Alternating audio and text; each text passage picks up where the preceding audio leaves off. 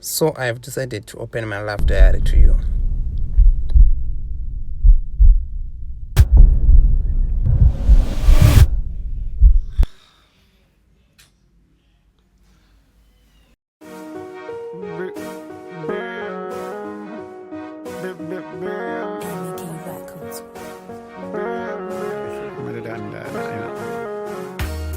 Zvinondinetsa kukanganwa, zvinondinetsa kukanganwa, moyo wangu wavaika nekuda dikita ndikaona mpikita, my memories akazara mumusoro baby. One day ndakasangana kamwana kainzi Fanezo, beautiful, kakanaka rafu.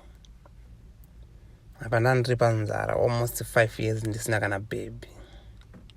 Ndengokatarisa, kachingonitarisa, kachimboma factual signs yongoti boy here. Unongoziwa pana zvaizikanwa ndaingotarisa baby pasina kana kutaura naro. Anyway, baby ranga riri pafoni, so there was nothing to say by that moment.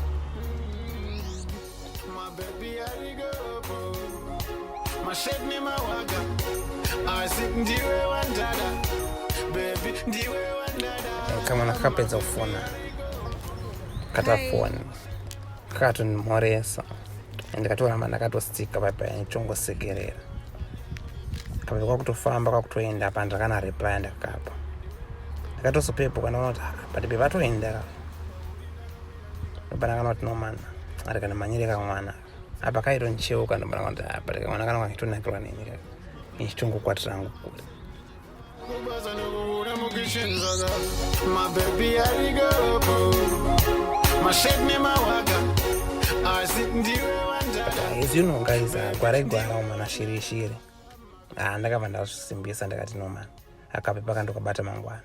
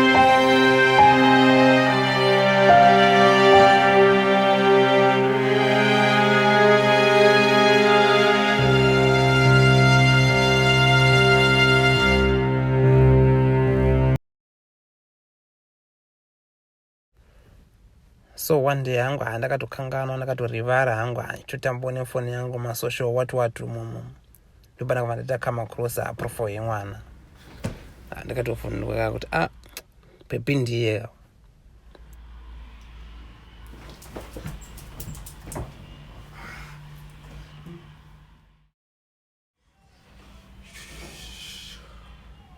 ndakabva ndanga kupenengura profile tanga kulike amapics of ekutangisisa pakavhurwa account tichirova tuma-likes tuma-hearts tuma-what mapepa anomboti futi chibaranzi kaichocho futi hanzi chinotorambisa futi but havangambozvenzwisisa unongosati wapinda murudo guys.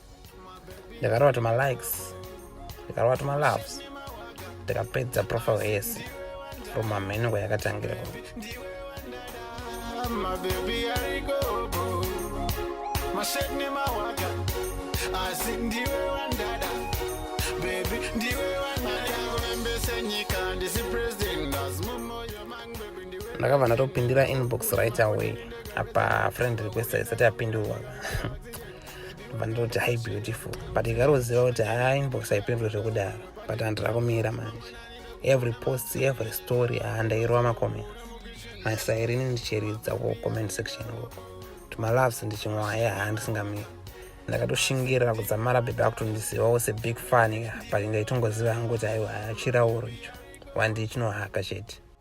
Making a long story short, takapesa takutotaura kuma-inbox takutorera mavideo calls ma-whatsapp ndakutokonza mwana tatorovera tsono paipai but unongoziva kati turombochamuka chamuka wati chamuka wati but kamwana kainakirwa nina kwandiunyika kamwana kainakirwa.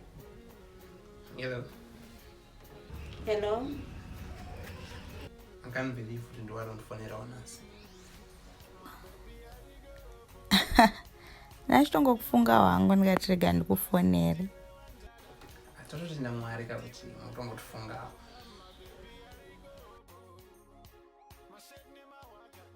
Usadaro sha. Ndega ndanda kunatsofila kuti apa kangwana ndatora. Confidence anza tozara sepo. But kankasari kandibvuma kaka.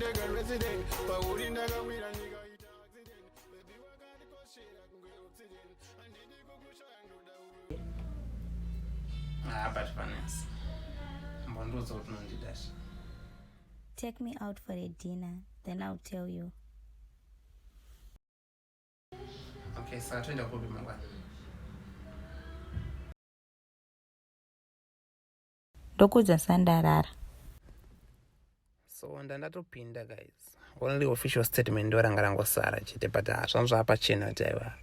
Kamwana kangato kangu kudara. After that guys, phone mwana kanugeti. Try kuita makozi, messenger, WhatsApp akuna kana chiri kupinda sekuti ngoti kakawani. Ndakabva ndabaiwa nestress. Nombofunza wega so kuti asi pana karomba ere kudzinza kwedu akaita kuti usaite baby. Kutaridza kuti amana 5 years amana pato wanga uno baby arichabatika because rada kuvuma. Guys ndakagaya zvakawanda.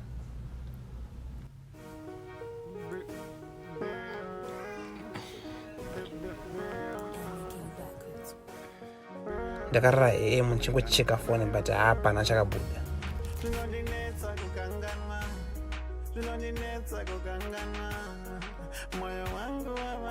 Papo ndo pandakanatsoona kuti zvelavhuka zvinevaridzi guys.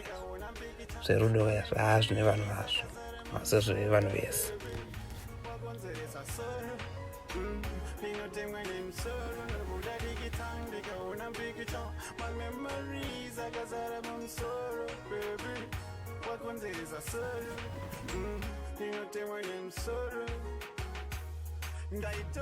From that day onwards mwana nazobatika apa kwaigara ndaikuziva.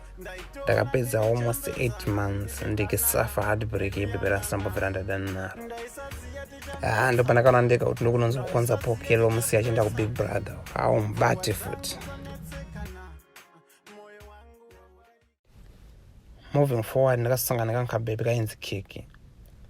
Uyu kwangu kuri kufembana live manje. Kufembana direct kwete zvepafoni. But Kiki got to go next to I want to chembere sosana na mkazi. Sasa katumba kutumwa kuchembera sina mkazi ndio chibona nasi manje. Ngavandake. Kunzi nonozade mwari ndani ngaitoziwa. Anotombo kutireya so aitoza kuti chasangana munhu hapo. Ndipo unota kunonzo konza kaizi kwakaoma kaizi. Mwari ari kokwezi. But Kiki, let's be serious. I can't spend the whole week chingokonza. Akashinisa shamwari chingondisiya. Icho chaibva chatoremera nemasports. Kana pepe wacho aitozidaiga kuseka so. Anatsona kuti atsagavagava zvinenge zvinotovanetsawo. I love you and I mean it. Mbonduza chikwada wandiderewa. Hapana chekutaura pawangu. Wakutopedza nguva yangu.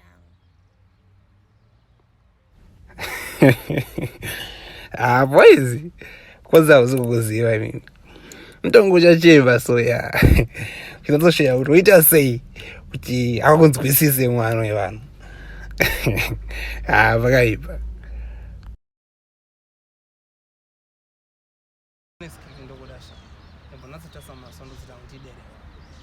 Shamari ndakuenda ini. Okay. We can go without telling me the truth. Don't ndikudzwa tichiya patandakudza ndofunga wazvinzwisisa. Shamari, I will see you next time. Kiki.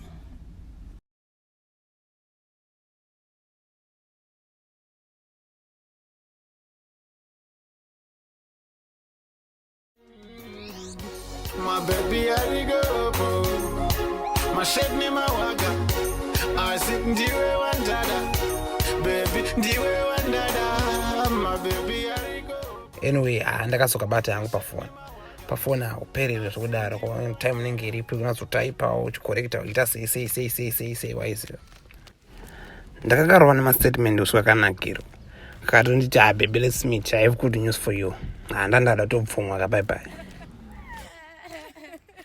ikamwana kabudikira but akabva waya nefriend yake manje ndopakatanga ma1 tofunga friend yake mungu iwona apa ndana katodhibha kandi kutostressa kuti bebe zvatiri kunibvuma nhasi saka pachandiudza kuti I love you too nchabva ndati chiya nonongopererwa futi ka wauzwa nebebe kuti I love you too nyaya dzacho makuenda kupi manje makuti chiya panostressa futi ipapo boys amusokupaziva. Ndakatosovhunduka kuona kika asvika na Vanessa. I couldn't believe my eyes guys. Mawana anga atanga pafia ndoanonzi mawana anga atanga manje apa akabva nazomira Vanessa akandifesa ndakatombotraya kutenderera kuti ndimire ndisina kumufesa but iye akabva tendererawo futi kuti anazonitarisa mumaziso ndopa ndakaona kuti ndanonzi mawana.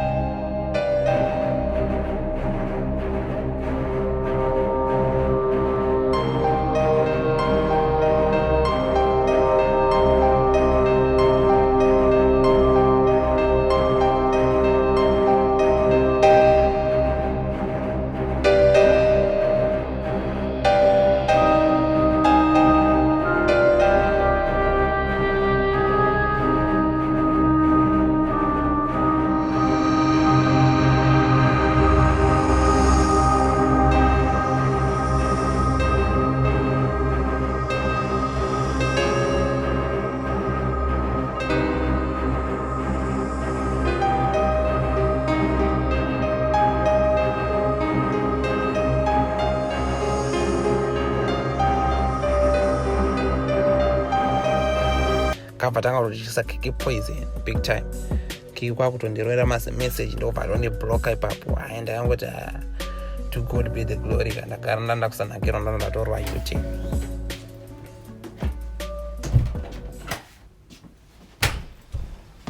Ndakasvika pa10 manje ndakatorwa nestress manje mwana wenchamwana kopi. Apa sipana vari mafriends ndichawinira apa kana kuti ndichawina apa kikandibloka I think mine ndoruzavisa. Stress yangatonde aka to be honest.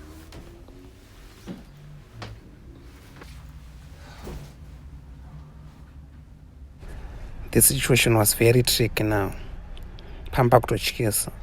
Ndandato ne confusion chaenda kusatomboza kuti andoita sechezo. Ndodzokera kuna kiki here nditanga kunyengera oro ndo continue ne U10 ndakananga kuna Vanessa. But aizozvenzwisisa here Vanessa wacho. Vanhu mafriends kava. Ntowirana zvekudaro.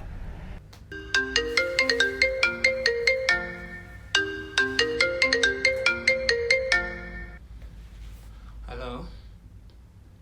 Yeah, Diane? Can you guess? I don't have time for this.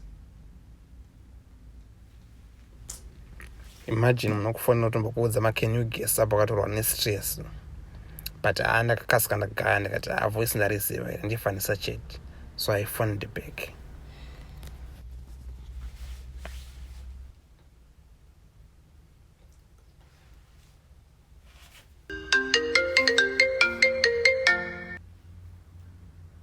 Hello?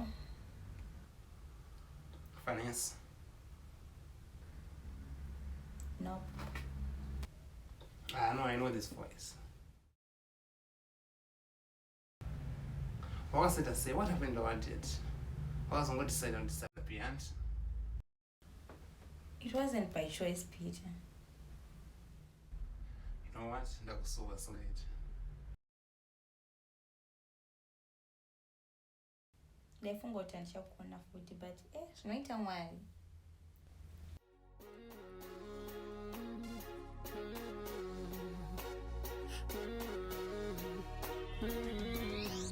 ndakabva ndichanga kutosasa mwana apa fea kaiza mwana aitonakirwa ake.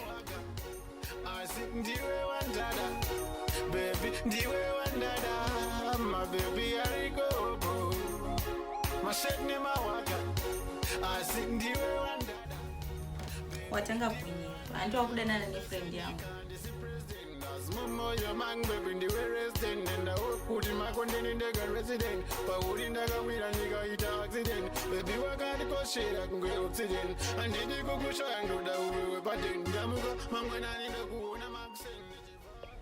So after a while ndanda kutomaya nemwana pakanga ndibloka kana ndakandotsa kumutsvaga kana kumufonera naona ngosiwo zvakadaro kakamboda kunetsa kiki this kiki that munongoziva zvoita vasikana but kangagara kashinakirwa dai kasinganakirwa dai kasandifonera dai kasangotsvaga kana namba but ndakutomhanya nemubhebhi paipai kickoffers office tirafanisa pandaitotari nafanisa maaudio chats siva kamusi wachiva kikobva bata foni yafanisa sekuru iwe. Hi Vanessa, I love you. I miss you very, very much. I don't know when I'm going to see you again. I love you too, and I miss you. Ndakaita free ndo kuona. Boys.